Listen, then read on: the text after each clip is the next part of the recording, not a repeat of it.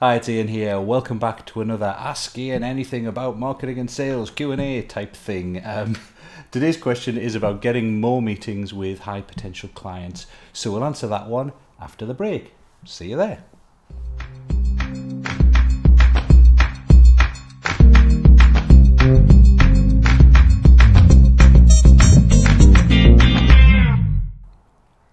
Hi, it's Ian. Welcome back. Today's question comes from Martin, although it's quite typical of a lot of the questions I've had in. It's kind of saying I've had the same marketing problem for many years.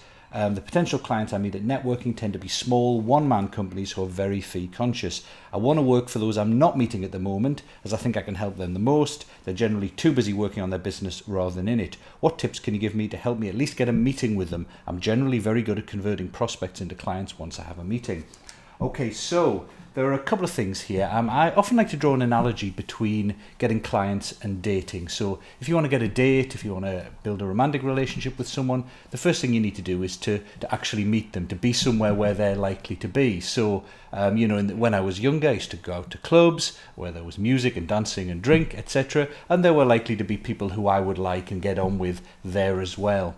And so you need to do the same thing in your marketing. If the networking meetings you're going to aren't working and the right sort of people aren't there, you need to go where they really are. Now, for me, networking has become rather crowded in recent years. You've got a lot of groups springing up and a lot of people going out networking just to win business, as opposed to meeting other business people and treating it kind of more partnership wise. So very often you will get these events where they're just people not interested in ever working with you, or maybe too small.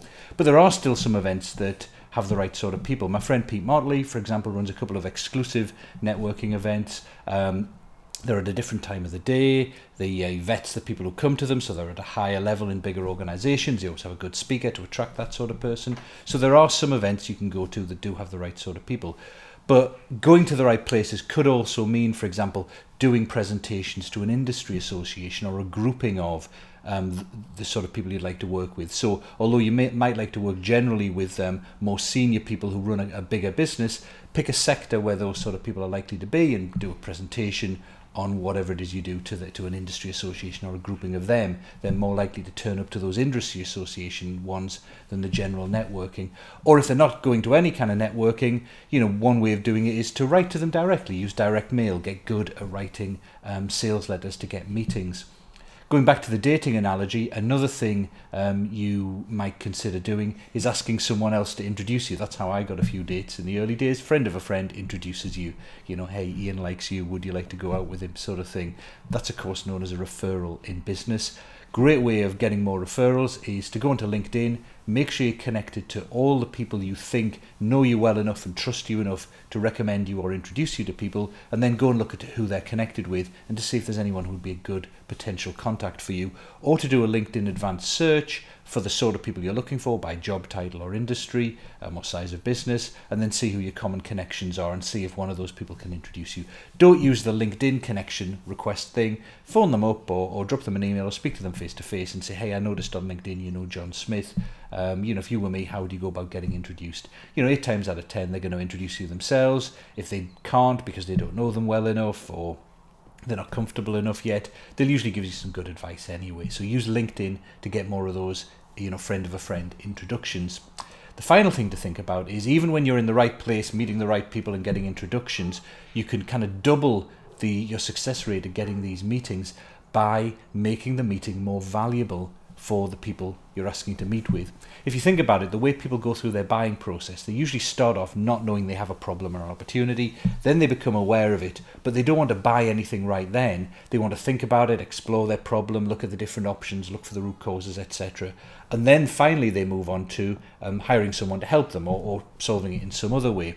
Now, there's only a very small percentage of people are in that mode at any given time of being ready to hire someone. Most people are either unaware or there's a bulk of people who are kind of exploring the problem.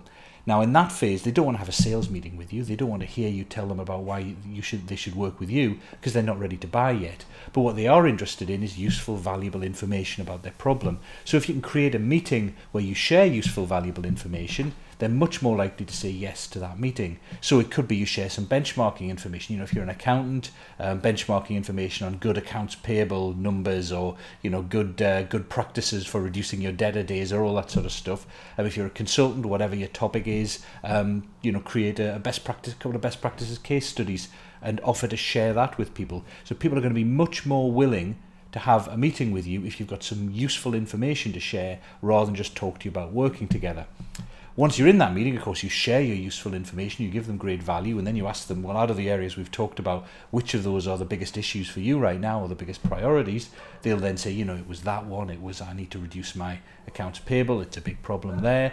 And you drill into the problem a bit more, you ask them questions about the problem, you ask them about the impact of the problem, and of course you're then into a sales meeting essentially where you're talking to them about their problems and how you might solve them. So having that compelling reason to meet and a way of giving value in a meeting over and above talking about working together will get you a lot more meetings. So I would recommend having that and then using referrals and making sure you're in the right place, which could be not just going to networking, it could be using direct mail, it could be the web, it could be whatever works to connect you with those more senior, higher level clients in bigger companies. That's it for today. If you have a question you'd like me to ask, then make sure you subscribe to my emails. You can do that pretty much anywhere on the website, and then just drop me an email to that email address and I'll add it to the list of questions to answer. See you on the next video. Cheers.